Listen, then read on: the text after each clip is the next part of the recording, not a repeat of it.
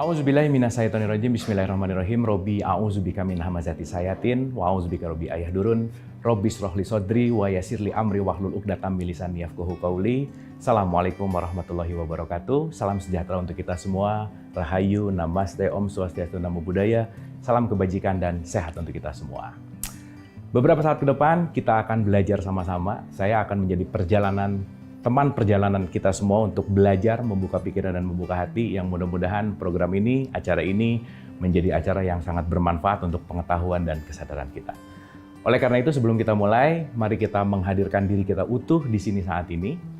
Kita akan mengheningkan pikiran sejenak, tidak menyibukkan pikiran supaya apapun pembelajarannya akan menjadi kesadaran yang lebih baik. Oleh karena itu, mari kita rileks sebentar, hening sejenak, kita menghening, dimulai.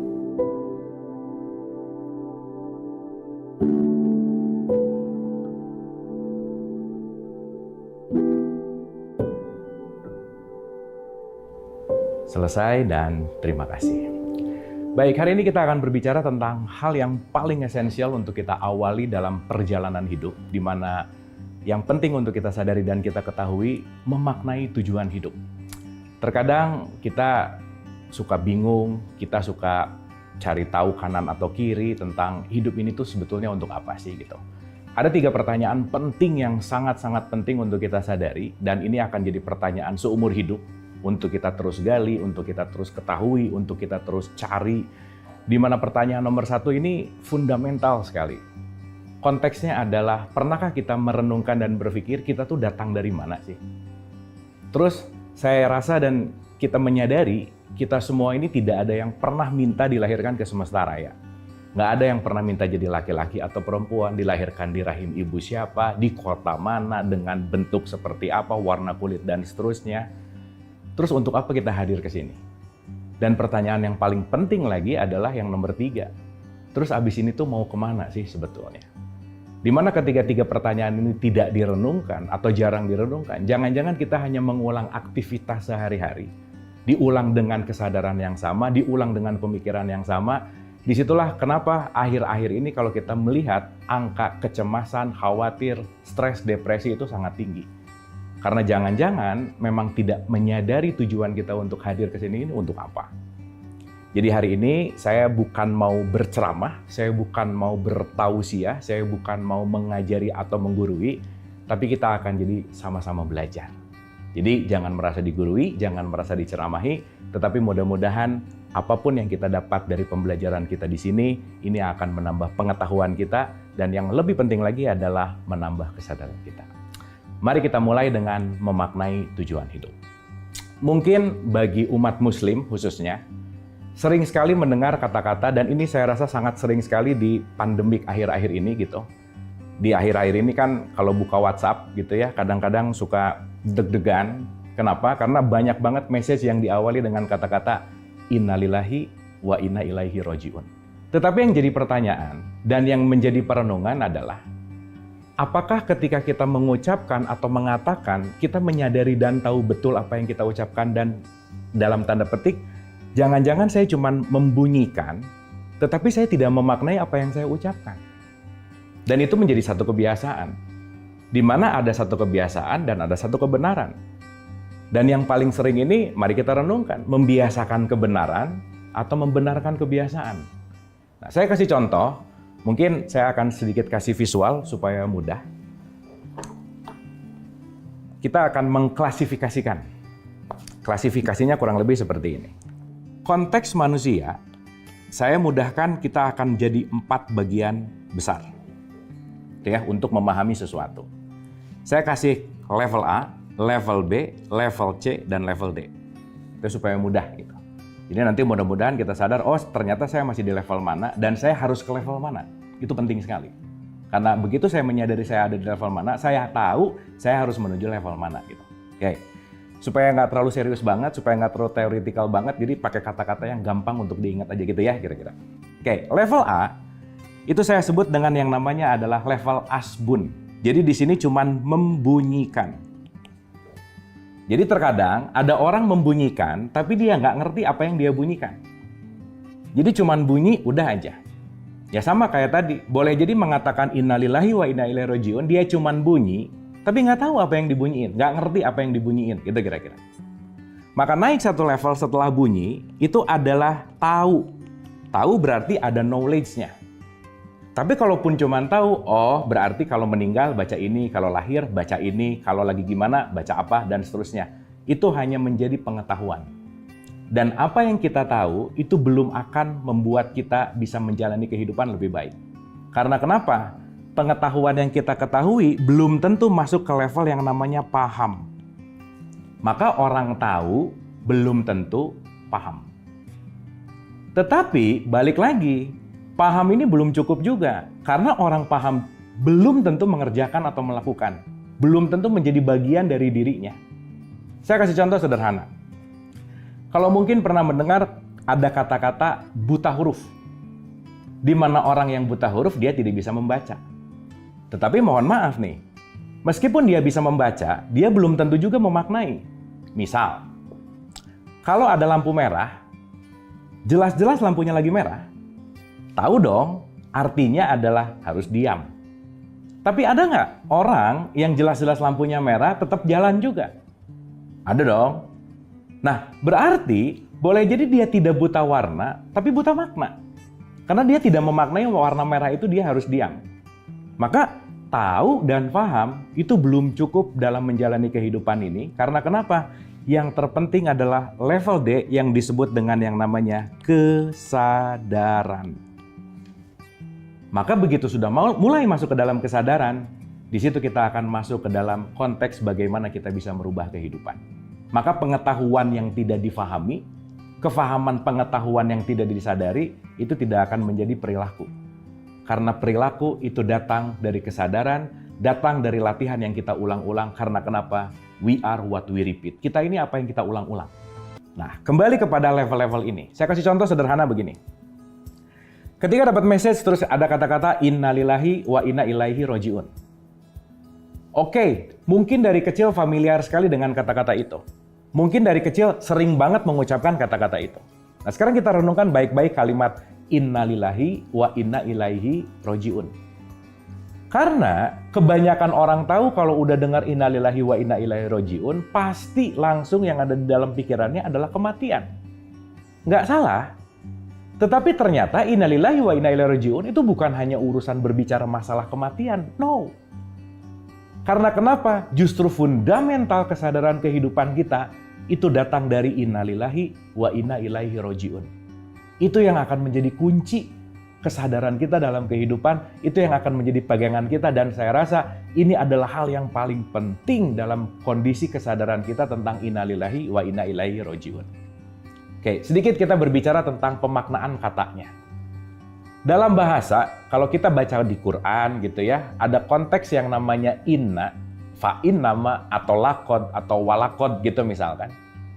Itu pasti memiliki pemaknaan dengan esensi yang sungguh-sungguh, serius banget gitu. Maka itu penekanan. Nah sekarang kita ambil kata-kata ini untuk kita masuk bukan hanya bunyi, tapi jadi tahu. Mudah-mudahan akhirnya jadi paham, akhirnya jadi kita bisa sama-sama punya kesadaran. Yuk kita petik dari kalimat awalnya, inna lillah. Jelas kan? Inna lillah. Sesungguhnya kita ini semua berasal dari Allah, dari Tuhan, dari satu sumber. Dan kalimat berikutnya, wa inna ilaihi rajiun. Dan kita akan kembali. Kembali. Di situ menarik itu kalimatnya. Kita datang dari satu tempat dan kita akan kembali ke tempat itu. Mungkin selama ini hanya jadi kalimat yang dibunyikan, tapi kalau kita sebentar lagi akan masuk ke dalam kesadaran, kalimat ini akan memiliki kedalaman makna yang sangat luar biasa untuk kita renungkan sebetulnya. Oke, saya akan gambarkan sederhana supaya mudah gitu ya. Oke, saya kasih contoh sederhana begini. Kalau berbicara innalillah, berarti semua kita datang dari sumber yang sama. Saya rasa setuju dong, karena kalimatnya juga universal sekali gitu. Oke, saya menggunakan simbol dalam konteks Allah atau Tuhan atau sumber dengan alif lam lam ha ini adalah sebagai sumber di mana tempat kedatangan kita semua. Berarti kalau saya boleh gambarkan dan saya boleh kasih tanda, ini adalah starting point kita nih. Startnya dari situ. Dan ternyata poinnya adalah wa inna ilaihi rojiun. Akan kembali kepada titik yang sama. Nah dari sini kita udah mulai bisa menyadari nih. Ternyata start sama finish kehidupan itu titiknya sama. Ternyata kita ini starting pointnya tidak dihitung ketika kita keluar dari perut ibu kita. Ternyata kita datang dari satu tempat, kita sekarang lagi pergi sebentar ke tempat yang sekarang kita diami, berarti tempat yang sekarang kita diami ini sementara nih. Yang kita akan kembali ke tempat itu. Dimana kalau boleh saya katakan, kampung halaman sejati kita tuh bukan di sini. Di sini kita cuma mampir sebentar, kita cuma datang sebentar, kita cuma melakukan sebuah perjalanan, maka terkadang hidup itu disebut sebagai the journey. Sebuah perjalanan hidup. Jadi kalau sekarang kita mulai sadar nih, dan kita mulai menelaah lagi kalimat innalillahi wa inna ilaihi rojiun yang hari-hari kita dengar, yang hari-hari kita baca, lebih dalam lagi kita akan punya pemaknaan yang lebih dalam lagi tentang kehidupan itu sendiri. Artinya, yuk kita renungkan lagi nih. Starting point-nya dari mana? Dari Dia, dari Allah, dari Tuhan. Akan kembali kemana? Kepada Dia juga. So kalau begitu, kita ini mau kemana sih sebenarnya? Secara sederhana, inti dari apa yang kita sekarang lakukan adalah kita mau jalan menuju pulang. Karena sejatinya dalam tanda petik kita ini sekarang sedang pergi. Jadi artinya apa? Kita mau pulang nih. Maka ini tolong digaris bawah tanda seru, penting banget untuk kita sama-sama sadari. Karena kita mau pulang, maka jangan terlalu sibuk mencari sesuatu yang pada akhirnya nggak bisa dibawa pulang juga. Kenapa? Karena jangan-jangan sekarang kita salah fokus nih. Di mana kehidupan yang sekarang ini adalah sementara, ada masa expired-nya, ada masa tunggunya. Jangan-jangan fokus kita terlalu kepada sesuatu yang sementara, padahal yang abadi nggak pernah dicari gitu. Padahal yang abadi nggak pernah mau terus menggali gitu. Karena kenapa? Terlalu sibuk kepada yang sementara sehingga kita lupa untuk kembali bahwa inti dari kehidupan ini sebetulnya adalah mau pulang gitu. Jadi mudah-mudahan di awal ini kita mulai bisa lebih dalam gitu ya memaknai kalimat innalillahi wa inna ilaihi rajiun itu bukan hanya ucapan. Tapi innalillahi wa inna ilaihi rajiun adalah kesadaran bahwa kita akan menuju pulang. Pertanyaannya, udah tahu jalan pulang atau belum? Udah tahu mau menuju kemana atau belum? Udah tahu tujuannya akhirnya itu mau kemana atau tidak gitu kira-kira. Dan itu yang penting untuk kita sadari gitu. Oke, itu hal yang paling penting untuk kita renungkan di awal ini. Oke, nah sekarang yang jadi pertanyaan, nggak mungkin dong kita tiba-tiba ada. Segala sesuatu itu pasti dalam perencanaan. Maka di banyak kitab suci dikatakan bahwa tidak ada yang sia-sia dalam hidup gitu. Bahwa semua penciptaan ini pasti ada dasarnya, pasti ada tujuannya. Tidak mungkin sang pencipta menciptakan sesuatu itu nggak mungkin kalau nggak ada skenario-nya. Nggak mungkin kalau nggak ada ceritanya, nggak mungkin. Dan ini yang penting untuk kita sadari. Dalam konteks kalau misalnya kita berbicara dalam kitab suci Al-Quran misalkan, di surat 20 ayat 41 itu dikatakan bahwa aku memilihmu untuk diriku. Wastokatuna li nafsi. Aku milih kamu ya, gitu kira-kira ceritanya. Untuk diriku. Jadi sadarilah siapapun yang sekarang hadir, kita ini semua adalah terpilih. Kita semua ini datang ke sini itu semuanya melalui seleksi ketat gitu. Karena kalau kita nggak ngerti ini, kalau kita nggak ngerti keterpilihan kita, kalau nggak ngerti kedatangan kita ke sini, ini bisa jadi akan membuat kita ini akan sangat sulit bersyukur dalam kehidupan. Padahal, hidup itu sendiri adalah anugerah besar yang diberikan oleh Sang Maha kepada kita. Kita dihidupkan ini dengan sangat luar biasa sebetulnya. Semua yang terlahir ke semesta raya itu pasti pertemuan antara sperma ayah bertemu dengan ovum ibu. Maka lahirlah antara ayah dan ibu pertemuan sperma dan ovum, lahirlah yang namanya adalah anak. Itulah adalah kita semua. Jadi kita ini lahir berdasarkan proses sudah pasti. Mengandungnya aja 9 bulan gitu. Tapi pernahkah kita merenung bahwa jumlah sperma yang dihasilkan oleh ayah itu jumlahnya jutaan bahkan ratusan juta, banyak banget. Tapi pernahkah kita bersyukur bahwa dari ratusan juta kesempatan, yang terpilih cuma satu dan kitalah yang terpilih?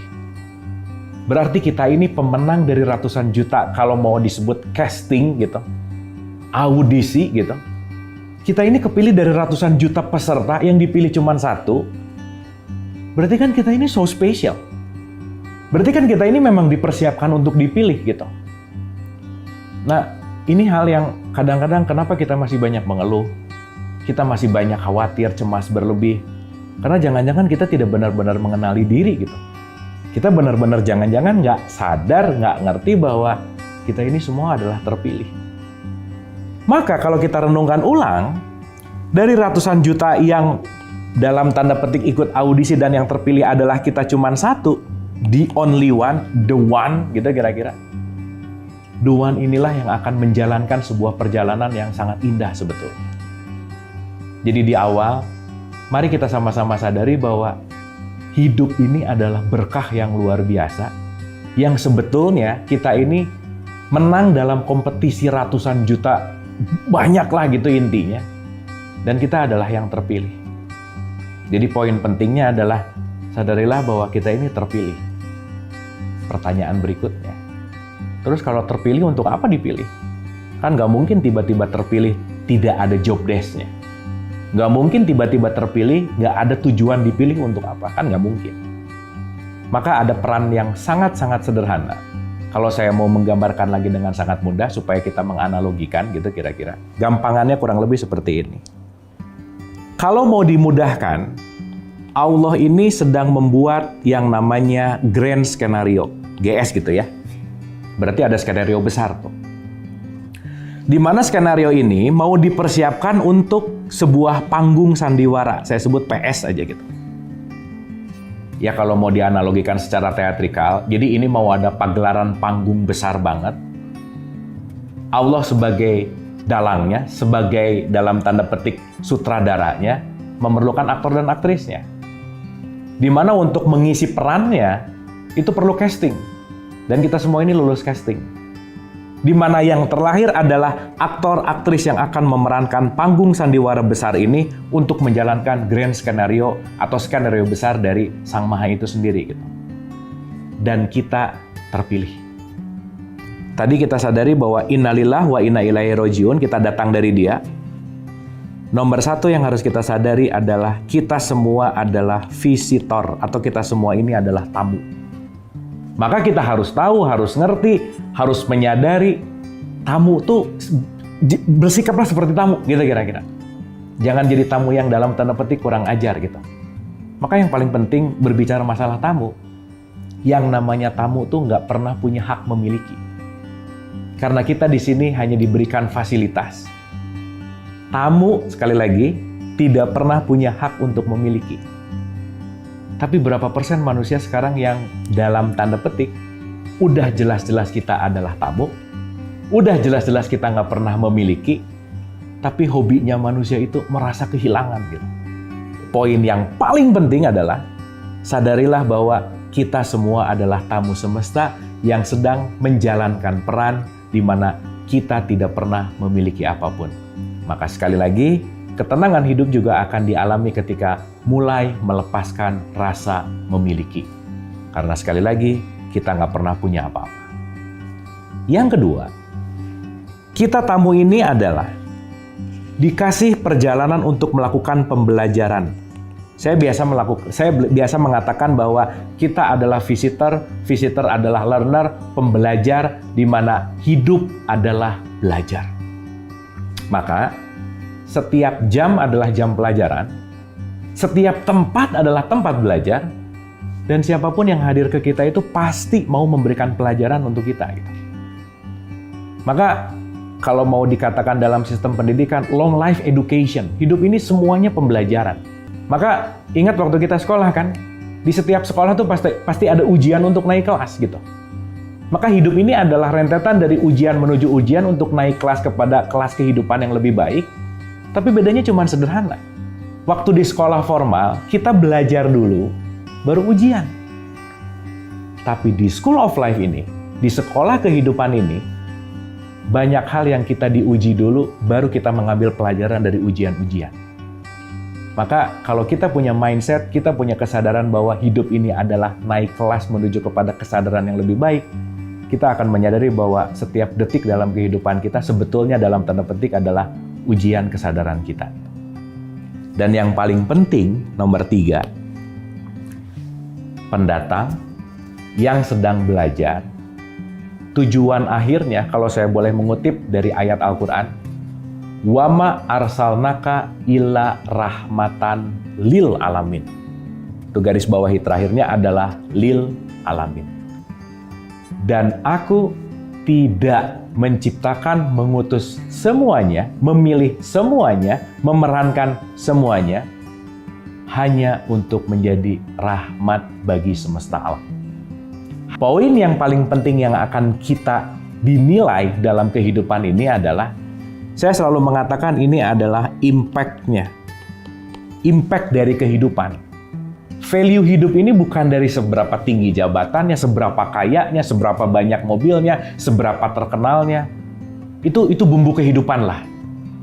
Tapi hidup itu sendiri justru penilaian akhirnya itu cuma satu. Seberapa manfaat yang kita berikan kepada sesama. Karena poin pentingnya, kita melakukan 3 keharmonisasian. Pertama adalah harmony with God, kepada Tuhan.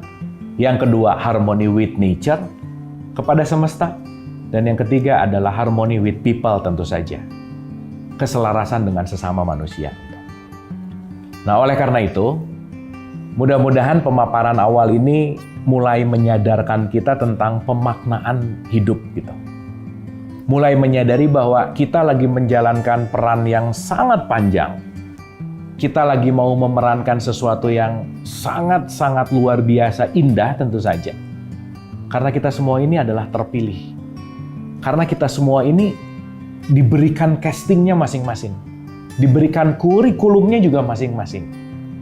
Maka, mari kita mulai fokus kepada kurikulum kita. Karena begitu kita terlalu sibuk memikirkan yang di luar, terlalu sibuk telunjuknya keluar, kita akan benar-benar sulit untuk mengenal siapa diri kita. Nah, mudah-mudahan begitu kita mulai menyadari bahwa kita ini tamu semesta, kita ini adalah pembelajar, dan kita ini outputnya atau hasilnya adalah memberikan impact, kita akan selalu bisa bermanfaat kepada siapapun. Selamat menjalankan perjalanan ini, semoga semakin menambah kesadaran dan semoga bermanfaat. Terima kasih. Wabillahi taufiq wal hidayah. Assalamualaikum warahmatullahi wabarakatuh.